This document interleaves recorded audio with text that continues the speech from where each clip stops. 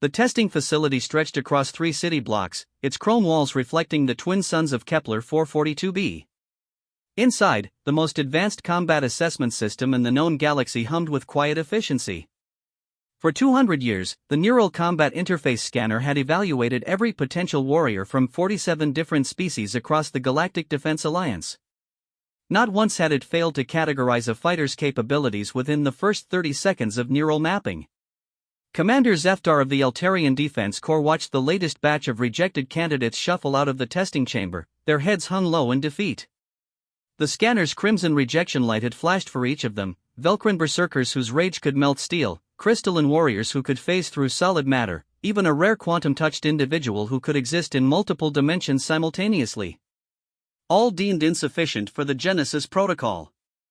"Another complete washout," muttered Dr. Vexhai, the facility's chief technician. Her 6 arms worked frantically across multiple control panels, trying to recalibrate sensors that seemed increasingly unreliable. "That's 412 consecutive rejections this cycle. The Genesis project requires warriors of unprecedented capability, but the scanner keeps finding fatal flaws in everyone." Zeftar's mandibles clicked nervously. The Genesis protocol wasn't just another military program, it was humanity's last hope against the approaching Void Swarm, an extra-dimensional threat that had already consumed 17 star systems. The scanner had been specifically designed to identify individuals capable of interfacing with prototype Genesis technology, experimental weapons that could theoretically match the swarm's impossible power levels. "Sir," came a voice from the observation deck. Lieutenant Kexlin pointed toward the entrance where a small transport vessel had just landed. "We have one more candidate today. Species designation, unusual." Zeftar consulted his datapad and felt his secondary heart skip a beat. "Human? We're testing a human?" He had heard of Earth, of course, that little blue planet on the galaxy's outer rim where a young species had somehow stumbled into faster-than-light travel barely 50 years ago. Humans were considered primitive by galactic standards, their technology crude and their understanding of advanced physics laughably basic. "Apparently they submitted an application through proper channels," Dr. Vexhai said, her tone suggesting she found the entire situation ridiculous. "Some kind of volunteer program from their planetary defense force." The testing chamber doors hissed open, and in walked the most unremarkable being Zeftar had ever seen. The human was average height by galactic standards, with pale skin, brown hair, and wearing what appeared to be surplus military gear that looked ancient compared to the gleaming armor of previous candidates. He carried himself with quiet confidence, but there was nothing obviously special about him. "State your designation for the record," Dr. Vexhai announced through the chamber's speakers. "Marcus Chen, Sergeant First Class, Terra Defense Force," the human replied, his voice steady. "Volunteering for the Genesis protocol evaluation." Zeftar studied the readouts as Marcus approached the scanner. Human physiology was fascinating in its simplicity: no natural weapons, no exotic abilities, no enhanced senses that other species took for granted. Their strength was marginally above galactic average, their speed unremarkable, their technological augmentations practically non-existent. What exactly did Earth think this individual could accomplish? The Neural Combat Interface Scanner powered up, its crystalline array focusing on Marcus with increasing intensity. Energy readings spiked as quantum sensors attempted to map his neural pathways and combat potential. The process typically took 30 seconds for a complete evaluation. 30 seconds passed. The scanner continued its analysis. "That's unusual," Dr. Vexhai muttered, checking her instruments. The scanner should have completed its assessment by now. 1 minute became 2. 2 became 5. The scanner's humming grew louder, its energy consumption climbing to levels that made the facility's power systems strain.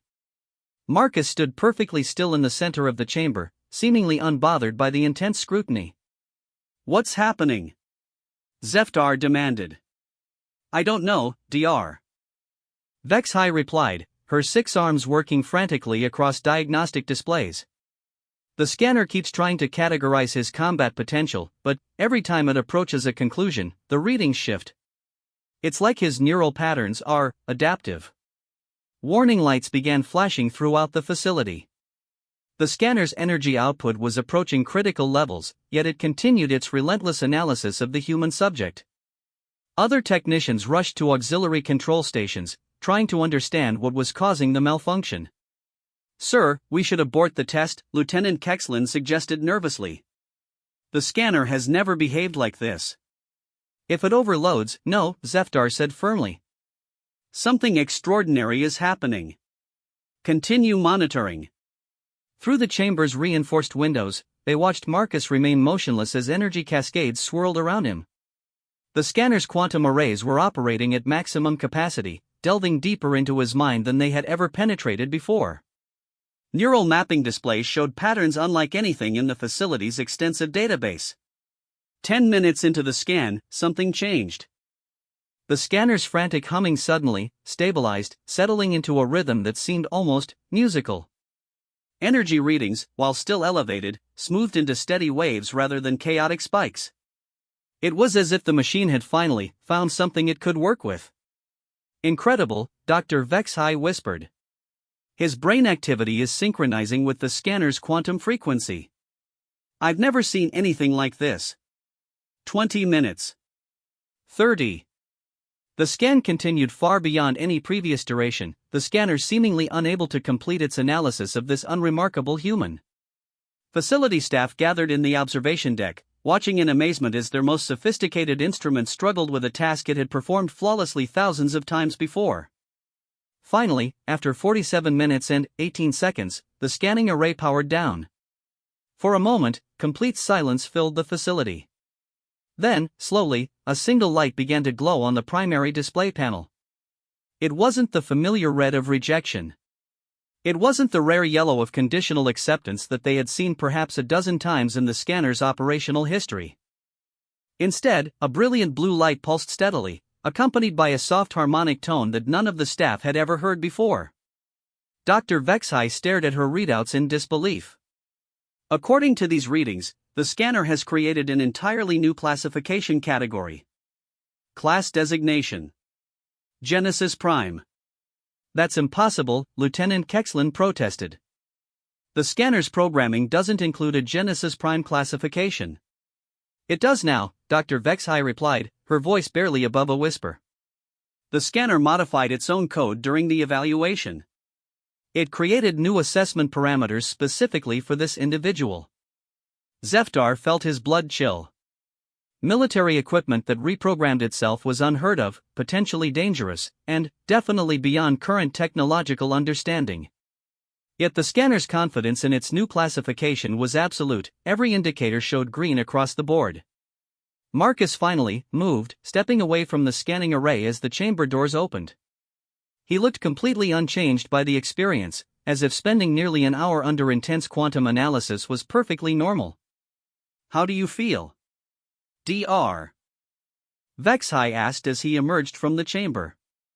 "Fine," Marcus replied simply. The tingling stopped after the first few minutes. "Tingling?" Zefdar stepped forward. "You could feel the scan?" "Of course. It was like having someone poke around inside my head with electric fingers. Not painful, just thorough." Marcus stretched casually, seemingly unaware that he had just accomplished something unprecedented. The implications were staggering. Neural combat interface scanners operated on quantum frequencies that bypassed conscious perception entirely. No sentient being should be able to detect the scanning process, let alone describe it in such detail. Yet this human spoke of it as if discussing the weather. "Mr. Chen," Zefdar said carefully, "we need to ask you some questions. The scanner's evaluation of your capabilities has produced unusual results." "I figured as much when it took so long," Marcus replied. "Most of the equipment back on Earth gives up trying to read me after a few minutes. Something about incompatible neural architecture, according to our techs." Dr. Vexhai's eyes widened. "This has happened before?" "Every time I've been tested for augmentation compatibility or psychic potential assessment. Earth's scanning systems can't seem to figure out what to do with me. I assumed it was just a quirk of human technology being primitive compared to galactic standards." The facility staff exchanged worried glances. If Earth's scanners had also failed to properly evaluate this individual, it suggested something far more significant than simple technological limitations. It implied that Marcus Chen possessed qualities that transcended normal understanding of neural science entirely. "We're going to need to run additional tests," Zeftar announced.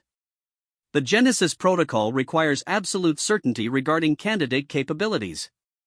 "Whatever you need," Marcus replied agreeably. "Though I should mention, I have a transport scheduled to return to Earth in 6 days. Can we wrap this up by then?" Dr. Vexhai nearly choked on her breathing apparatus. 6 days? "Mr. Chen, a proper evaluation of Genesis Prime candidates typically requires months of testing. We're talking about compatibility with experimental technology that could reshape the future of galactic warfare." "Experimental technology?" Marcus perked up with interest. "What kind of experimental technology?" Zeftar hesitated. Genesis protocol details were classified at the highest levels, shared only with individuals who had proven their capabilities beyond any doubt. Yet the scanner had created an unprecedented classification specifically for this human, suggesting capabilities that exceeded even their most optimistic projections. "Weapons systems that interface directly with the user's consciousness," he explained carefully. "Technology that requires perfect neural synchronization to operate safely. The scanner indicated you possess unusual compatibility with such systems." Marcus nodded thoughtfully. "That makes sense. I've always been good with machines. Cars, computers, starship navigation systems, they just sort of respond to me. My commanding officers back home joke that I can make broken equipment work just by asking nicely." "This is far beyond mechanical aptitude," Dr. Vexhai interjected. "Genesis technology requires a level of neural flexibility that we believed was theoretically impossible. The fact that the scanner modified its own programming to accommodate your evaluation suggests capabilities that border on the supernatural." "Supernatural?" Marcus laughed, a sound that somehow seemed both humble and confident. "I'm just a regular guy who's good with machines. Though I'll admit, some of the things I've accomplished over the years have surprised even me." Lieutenant Kexlin pulled up Marcus's service record on her datapad. "According to Earth's military files, you've been involved in several unusual incidents. Equipment malfunctions that resolved themselves in your presence, navigation systems that functioned beyond their design parameters, weapons that achieved impossible accuracy ratings."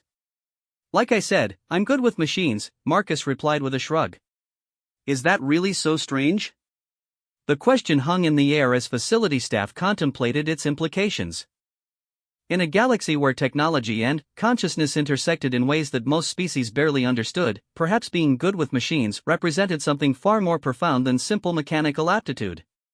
Perhaps it represented the future of warfare itself.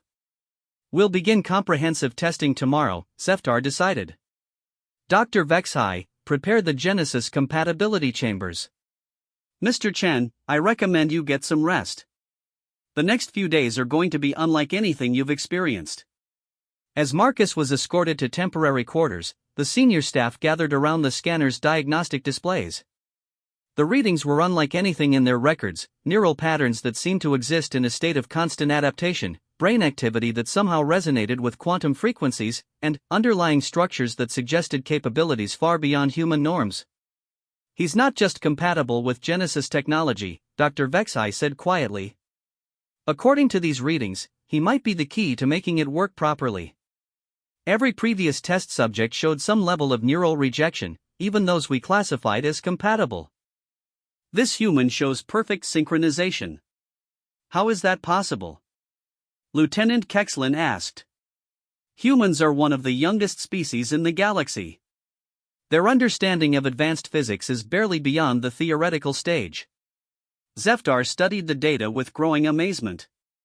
"Maybe that's exactly why he's perfect for this. Every other species comes with preconceptions about how technology should work, neural patterns shaped by millions of years of evolution with specific capabilities. Humans don't have those limitations. Their minds are blank slates. Or maybe, Dr. Vexhai suggested, this particular human represents something new. An evolutionary step that even Earth doesn't recognize yet." The next morning, Marcus reported to the testing facility's most secure section, where Genesis protocol equipment was housed under maximum security. The weapons systems he was shown defied conventional understanding, sleek devices that seemed to shift and flow like living metal, responding to thoughts and emotions in ways that traditional technology never could. Dr. Vexhai led him to the first testing chamber, where a basic Genesis interface waited. It looked deceptively simple, a silver headband connected to a small control module, but appearances were deceiving. 3 previous candidates had suffered severe neural trauma attempting to establish connection with the device. Just place the interface on your forehead, she instructed nervously. If you experience any discomfort, any sensation of mental pressure or disorientation, remove it immediately. Marcus picked up the device and examined it curiously. The moment his fingers made contact, the interface began to glow with soft blue light. He settled it across his forehead as instructed, and, immediately, the entire chamber filled with harmonic resonance. Fascinating, he murmured, his eyes closing as the interface established connection. It's like the device is asking questions, learning how I think. Dr. Vexhai watched her monitors in amazement. The interface readings showed perfect neural synchronization from the first moment of contact. No adjustment period, no compatibility issues, no signs of rejection. It was as if Marcus had been designed specifically to work with Genesis technology. How does it feel? She asked. Natural, Marcus replied, opening his eyes. Like putting on a glove that fits perfectly. The device seems almost eager to work with me. Over the following hours, they progressed through increasingly sophisticated Genesis interfaces. Each one responded to Marcus with the same perfect compatibility, establishing connections that previous candidates had found impossible to achieve. By the end of the first day, he was successfully operating Genesis technology that had been purely theoretical until that moment. This is unprecedented, Zeftar reported to his superiors that evening. The human demonstrates perfect compatibility with all Genesis systems. Not just compatibility, mastery. He's achieving results that our top scientists believed were impossible. The response from high command was swift and decisive. Marcus Chen was to be fast-tracked through the Genesis protocol evaluation, with full resources dedicated to his assessment. If he truly possessed the capabilities the tests suggested, he might represent the breakthrough they desperately needed against the approaching Void Swarm. As the second day of testing began, Marcus was introduced to combat simulations designed to push Genesis technology to its absolute limits. The virtual enemies he faced were based on detailed analysis of Void Swarm entities, creatures of pure entropy that existed partially outside normal spacetime. Within the simulation, Marcus wielded Genesis weapons with intuitive skill that left observers speechless. Energy blades that responded to his will, defensive systems that anticipated threats before conscious thought could register them, and mobility enhancements that allowed him to move in ways that seemed to violate physics itself. He's not just using the technology, Lieutenant Kexlin observed, watching the combat feeds in amazement. He's improvising with it, finding applications that aren't in the programming. Indeed, Marcus had discovered that Genesis systems could be combined in ways their creators never intended. A defensive shield became an offensive weapon when properly modulated. Mobility enhancements could be redirected to increase striking power. Energy manipulation systems could be used to disrupt enemy coordination fields. It's like the technology is evolving in response to his presence, Dr. Vexhai noted. The Genesis systems are learning from him just as much as he's learning from them. By the third day, Marcus was operating prototype Genesis equipment that had never been successfully tested before. Weapons systems that required neural integration so complete that previous candidates had been unable to maintain their sense of individual identity. Yet Marcus used them with casual ease, maintaining perfect control while achieving combat effectiveness ratings that exceeded all projections. "We need to contact the Genesis project development team immediately," Zeftar declared. "If this human can successfully interface with our most advanced prototypes, we need to accelerate the entire program." The call went out across the galaxy. Within hours, transport ships were converging on the testing facility, carrying scientists, military commanders, and Genesis technology developers from dozens of worlds. Everyone wanted to see the human who had achieved the impossible. As Marcus continued his evaluations, oblivious to the excitement his performance was generating, one thing became clear to all observers. The Galactic Defense Alliance's most sophisticated combat assessment system hadn't malfunctioned when it created the Genesis Prime classification. It had recognized something that none of them understood yet, that sometimes, the most powerful warrior isn't the one with the greatest natural abilities, but the one who can make any tool an extension of their will. The scanner had found exactly what the Genesis protocol needed. Now they just had to figure out how to use this extraordinary discovery to save the galaxy. The Genesis Development Laboratory buzzed with unprecedented activity. Scientists from across the galaxy had gathered to witness something that challenged everything they thought they knew about consciousness, technology, and the intersection between them. In the center of it all, Marcus Chen sat calmly in what appeared to be an ordinary chair, completely unaware that he was about to change the future of warfare itself. Dr. Kaleth's HFY, the Genesis Project's chief architect, studied the readings from Marcus's previous tests with growing amazement. As a member of the ancient ethereal race, she had spent 3 centuries developing technology that bridged the gap between mind and machine. Her people were naturally gifted with psychic abilities that made them ideal candidates for consciousness-based interfaces. Yet this primitive human was demonstrating capabilities that surpassed even the most gifted ethereals. "Impossible," she murmured, her translucent form shimmering with agitation. "These readings suggest neural flexibility beyond theoretical maximums. His brain activity adapts to each new interface as if he's been using the technology his entire life." Commander Thex Kai of the Zentorian Defense Fleet leaned forward, his cybernetic implants humming with interest. "Could he be some kind of enhanced human? Perhaps Earth has developed neural modification techniques they haven't disclosed?" "Negative," reported Dr. Vexai, consulting her extensive scans of Marcus's physiology. "He shows no signs of artificial enhancement. No genetic modification, no cybernetic implants, no psychic augmentation. By every measure we can detect, he's completely baseline human." The impossibility of the situation only made it more intriguing. Every species in the galaxy had evolved specific neural patterns over millions of years. These patterns determined how effectively individuals could interface with advanced technology. The more sophisticated the system, the more precise the neural requirements became. Genesis technology represented the pinnacle of this relationship, weapons and tools that required perfect synchronization between consciousness and quantum mechanics. Marcus himself seemed entirely unconcerned with the theoretical implications of his abilities. He chatted easily with the assembled scientists, asking questions about their worlds and technologies with genuine curiosity. His humble demeanor only made his extraordinary capabilities more remarkable. "Mr. Chen," Dr. Zexvier said, approaching with a device that looked like crystallized starlight. "We'd like you to try interfacing with our most advanced prototype. This is the Genesis Core, a consciousness amplifier that enhances the user's ability to control multiple systems simultaneously." Marcus accepted the device without hesitation.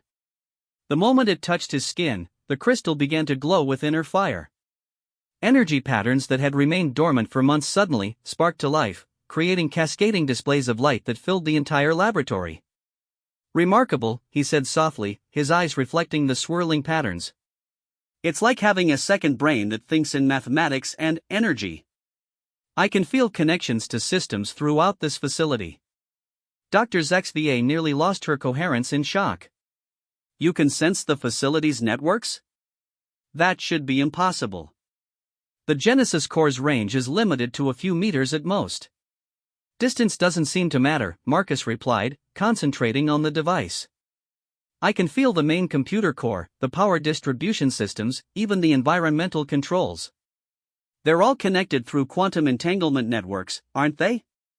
The assembled scientists exchanged amazed glances. Marcus had just described the facility's quantum infrastructure with perfect accuracy, despite having no prior knowledge of its design. The Genesis Core wasn't supposed to provide that level of system awareness to anyone except its creators. "Try extending your influence," suggested Dr. Kalos Venth, a crystalline researcher whose body sparkled with excitement. "See if you can adjust environmental settings through the core's connection." Marcus nodded, his expression becoming focused. Around the laboratory, lights began to brighten and dim in precise patterns.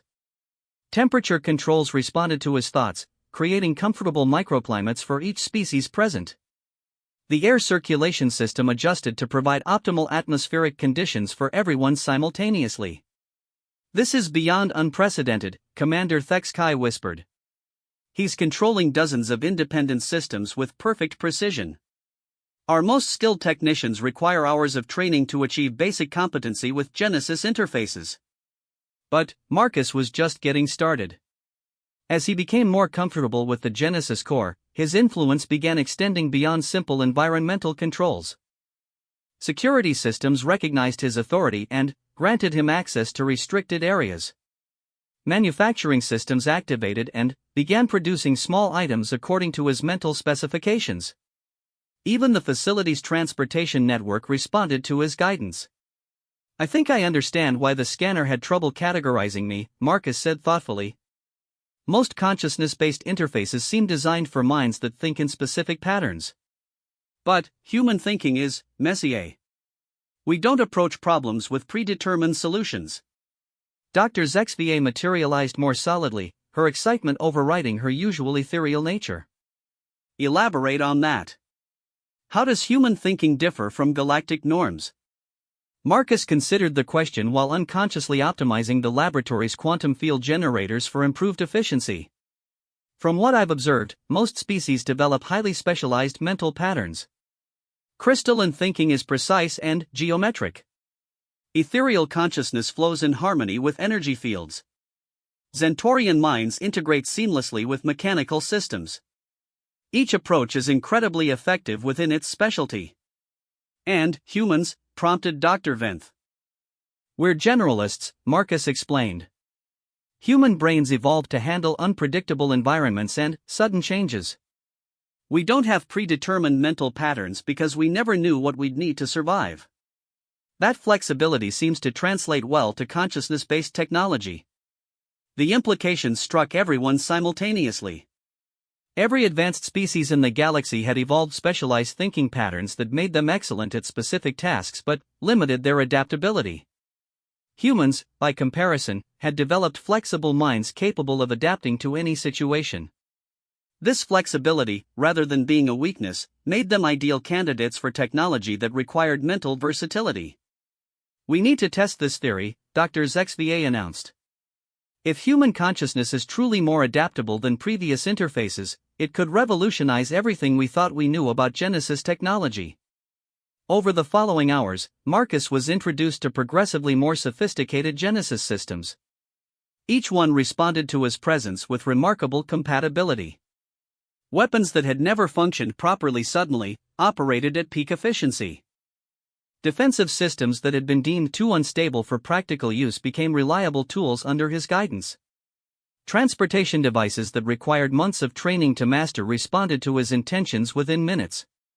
The most dramatic demonstration came when Marcus was introduced to the Genesis Synthesis Array, an experimental system designed to combine multiple technologies into unified platforms.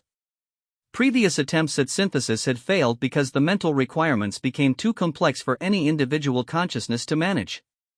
The cognitive load of simultaneously controlling weapons, defenses, mobility, and support systems exceeded the capabilities of even the most gifted interface specialists.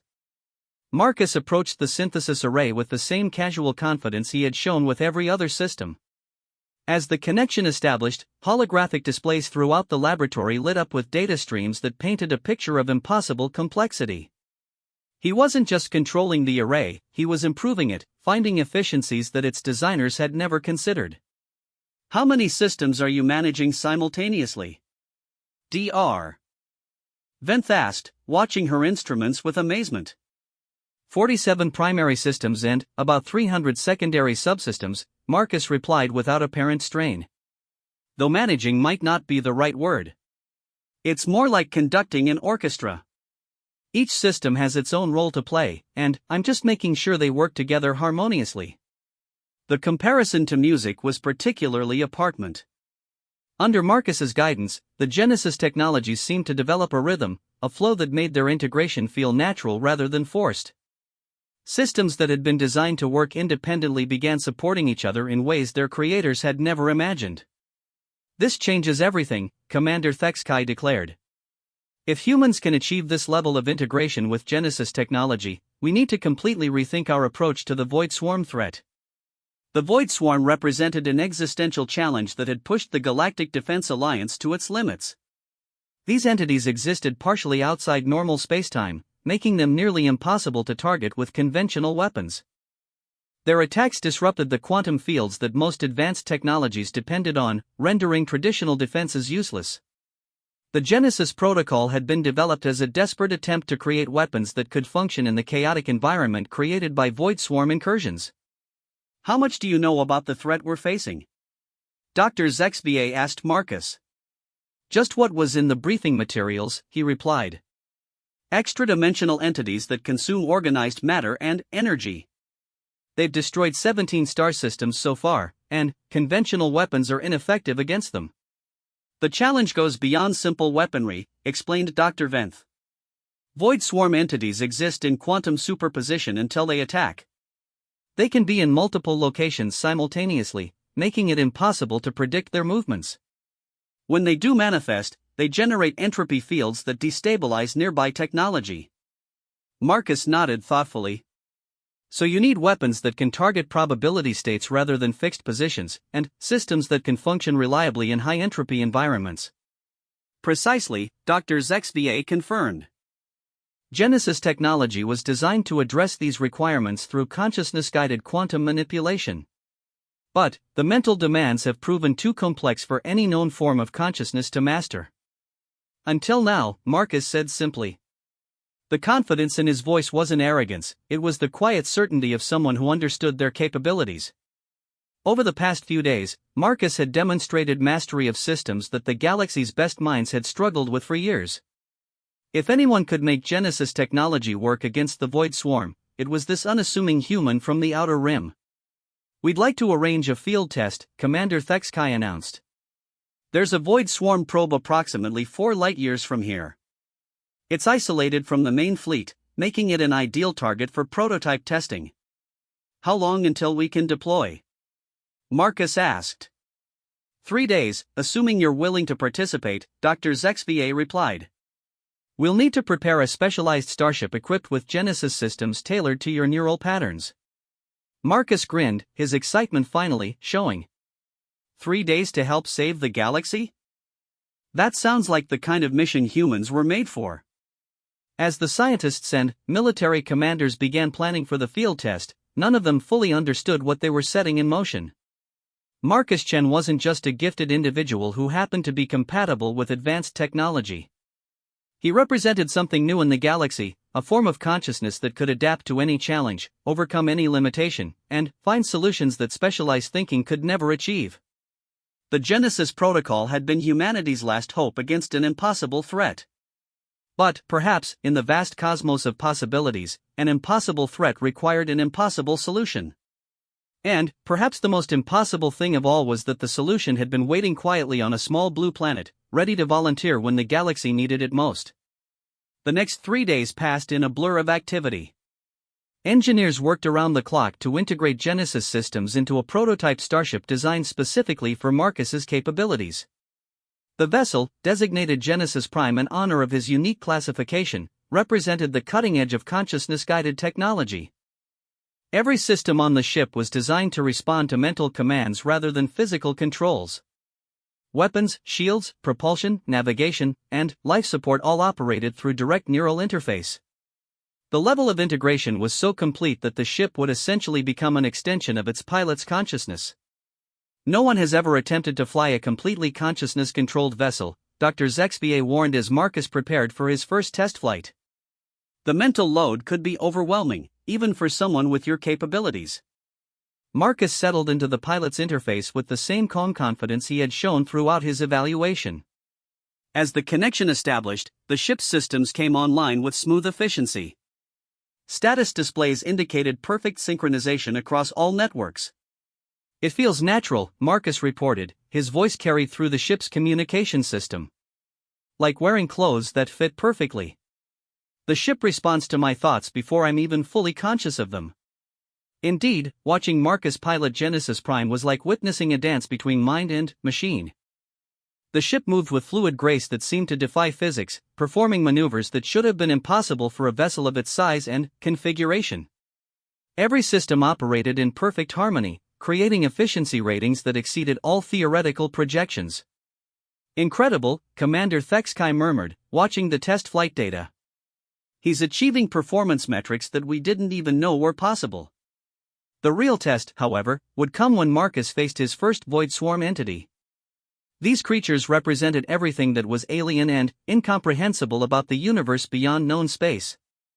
They existed according to rules that defied conventional understanding, fought with weapons that made no sense, and possessed capabilities that seemed to violate the fundamental laws of physics. Against such an enemy, only the most adaptable mind could hope to prevail. And if there was one thing that human consciousness excelled at, it was adapting to the impossible.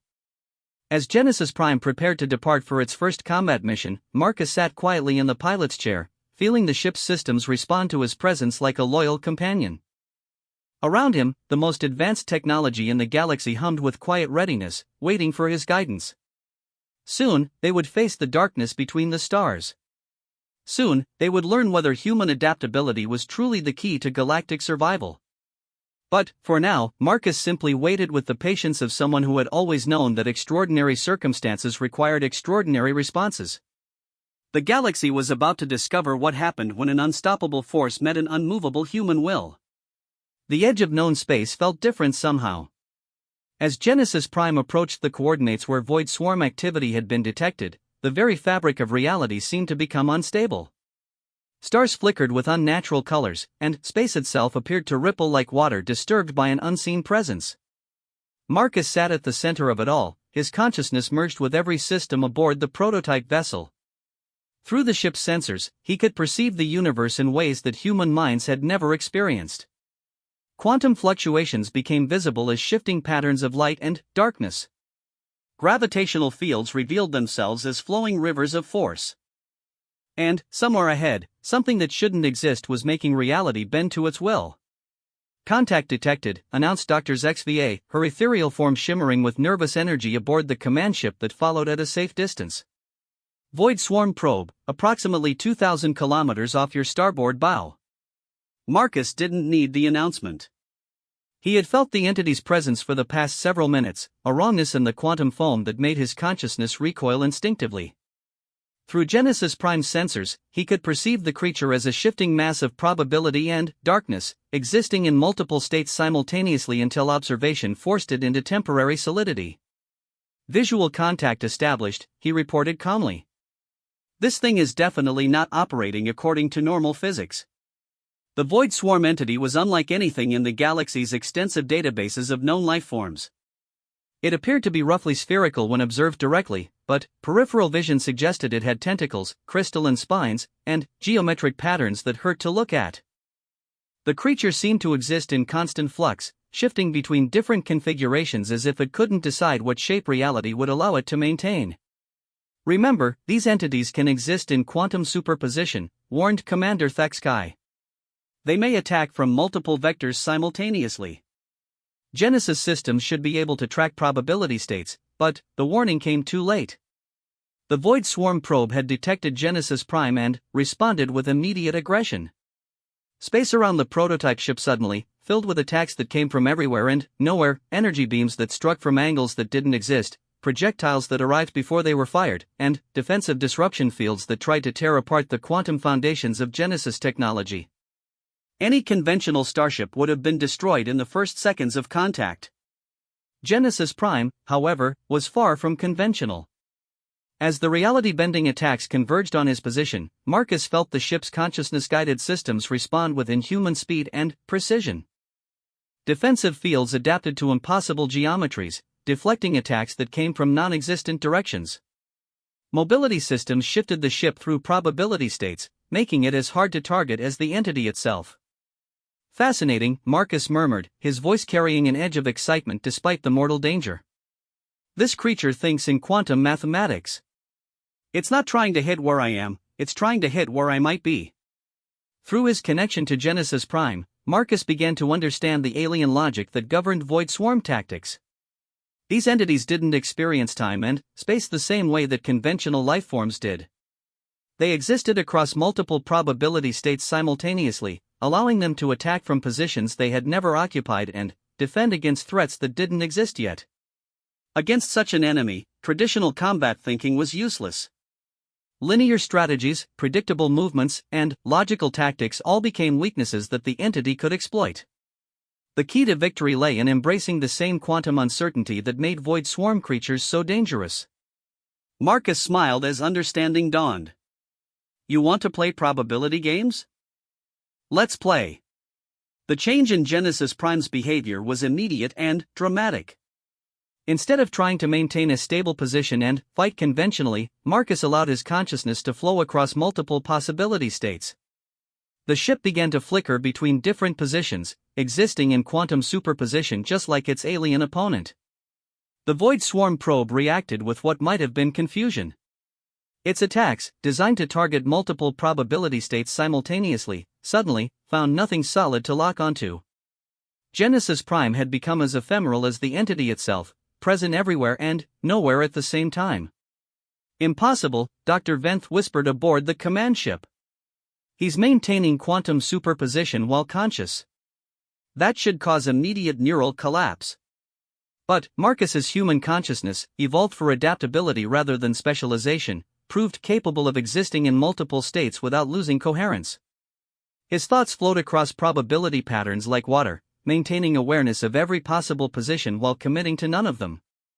The battle became a dance of impossibilities. Two quantum entities circled each other through dimensions that conventional physics couldn't describe. Energy weapons fired at targets that existed in theoretical states. Defensive systems protected against attacks that might never happen. For long minutes, neither combatant could gain advantage. The Void Swarm probe was perfectly adapted for quantum warfare, but it had evolved to fight enemies that fought in rigid patterns. Marcus has, by contrast, brought human intuition and adaptability to a form of combat that had never been imagined by his species. The breakthrough came when Marcus stopped trying to fight the entity directly and, instead, began to understand it. Through Genesis Prime's consciousness-enhanced sensors, he reached out across probability states, not to attack, but to learn. What he discovered changed everything. It's not malevolent, he announced, his voice carrying across quantum frequencies to the command ship. The Void Swarm isn't trying to destroy the galaxy out of hatred or hunger. It's trying to survive. Explain, demanded Commander Thex Kai. Marcus's consciousness touched the alien entity across multiple probability states, sharing information through quantum entanglement rather than conventional communication. What he learned painted a picture that was both tragic and terrifying. They're refugees, he said quietly. The Void Swarm entities come from a dimension where reality is breaking down. Their entire universe is collapsing into quantum foam, and they're fleeing to dimensions where physical laws still function properly. The implications struck everyone simultaneously. The Void Swarm wasn't invading known space, it was seeking asylum. The destruction of 17 star systems hadn't been intentional conquest but, rather the inevitable result of two incompatible forms of reality trying to occupy the same space. Can you communicate with it? Dr. ZXVA asked. Already am, Marcus replied. Through Genesis Prime's quantum interfaces, he was sharing human concepts of coexistence and mutual aid with an entity that had never encountered such ideas. The Void Swarm probe's aggressive posture began to shift as it realized that not all inhabitants of this dimension were enemies. What followed was the first successful diplomatic contact between galactic civilization and the Void Swarm entities. Using quantum consciousness interfaces that only human adaptability could master, Marcus served as translator between incompatible forms of existence. The conversation that took place operated on levels of reality that conventional language couldn't describe. The entity, which identified itself through probability equations rather than words, explained the desperate situation facing its kind. Their dimension was experiencing cascade collapse, a phenomenon where the fundamental forces that held reality together were breaking down irreversibly. The Void Swarm represented the survivors of countless civilizations, forced to flee into alternate dimensions to escape annihilation. They don't understand why we keep fighting them, Marcus translated. To their perception, we're the aggressors. Every time they try to establish stable presence in our reality, we attack with weapons designed to disrupt quantum coherence. But they're destroying our worlds, protested Commander Thexkai. Not intentionally, Marcus explained. Their natural quantum state is incompatible with our reality. When they manifest here, they create entropy fields that destabilize local spacetime. It's not malicious, it's just how their existence interacts with our physics. The revelation fundamentally changed everything the galaxy thought it knew about the Void Swarm threat. These weren't invading monsters to be destroyed, but refugees seeking sanctuary from cosmic catastrophe. The challenge wasn't how to defeat them, but how to find a solution that would allow both forms of existence to coexist peacefully. Is coexistence possible? Dr. XVA asked. Marcus communed with the entity across quantum frequencies, sharing human concepts of problem-solving and cooperation. The response was immediate and surprising. They've been trying to find a solution since their first arrival, he reported.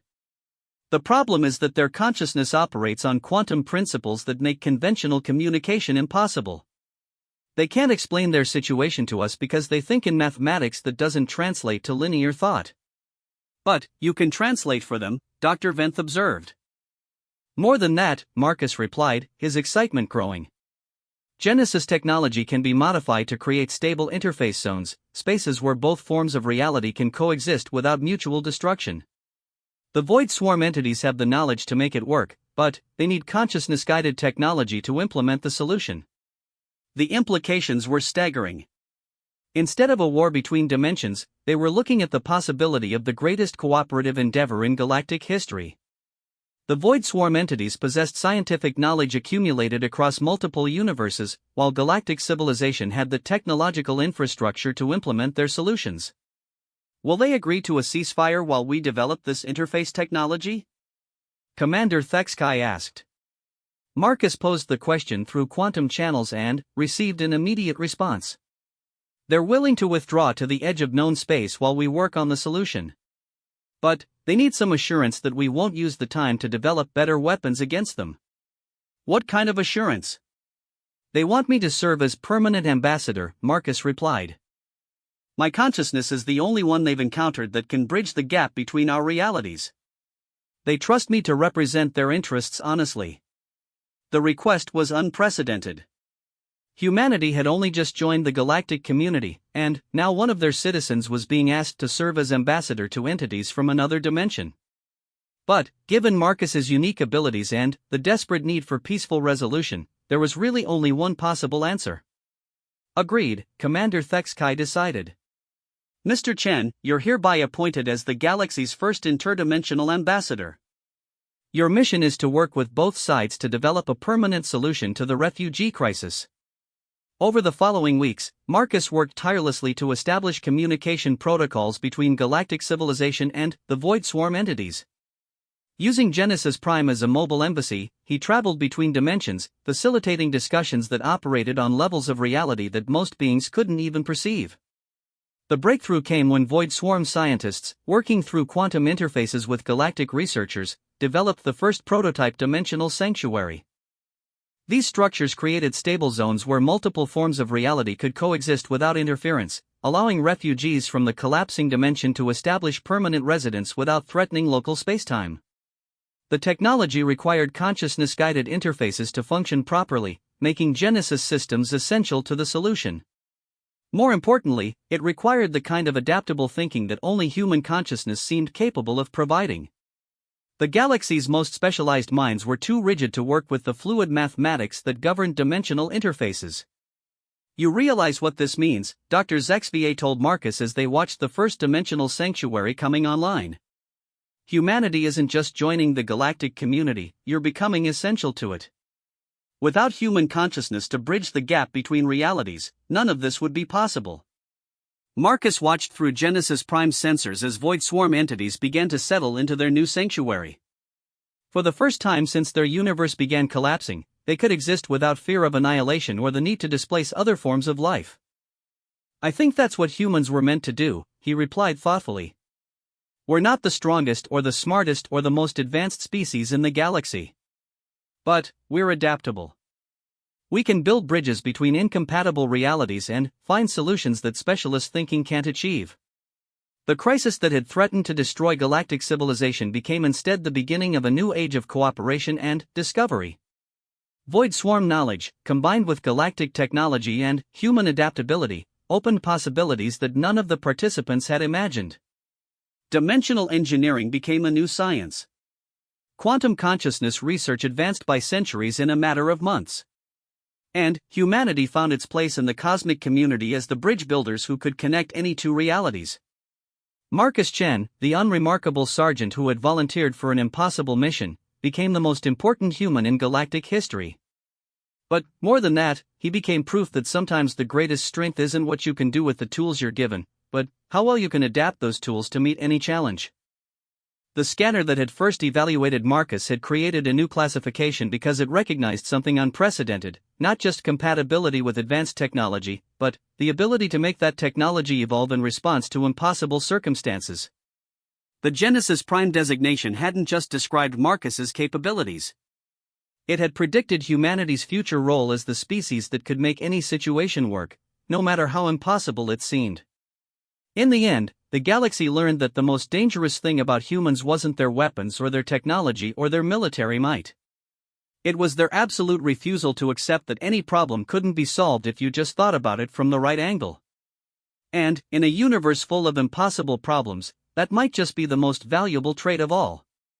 As Genesis Prime prepared for its next mission, establishing communication with other dimensional refugee groups, Marcus reflected on how far he had come from that first day in the testing facility.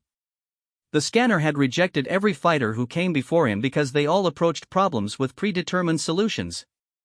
Humans, it turned out, were different. They approached every problem as if they were encountering it for the first time, with fresh eyes and unlimited possibilities. And, in a cosmos where the impossible happened every day, that unlimited adaptability made them the most powerful force in the galaxy. The future stretched ahead, full of challenges that no one had imagined and opportunities that defied conventional understanding. But, whatever came next, the galaxy could face it with confidence, knowing that somewhere among the stars, human consciousness stood ready to build bridges across any divide and find solutions to any problem. After all, they were very good with machines. And, in a universe where consciousness and technology were becoming indistinguishable, being good with machines meant being good with reality itself.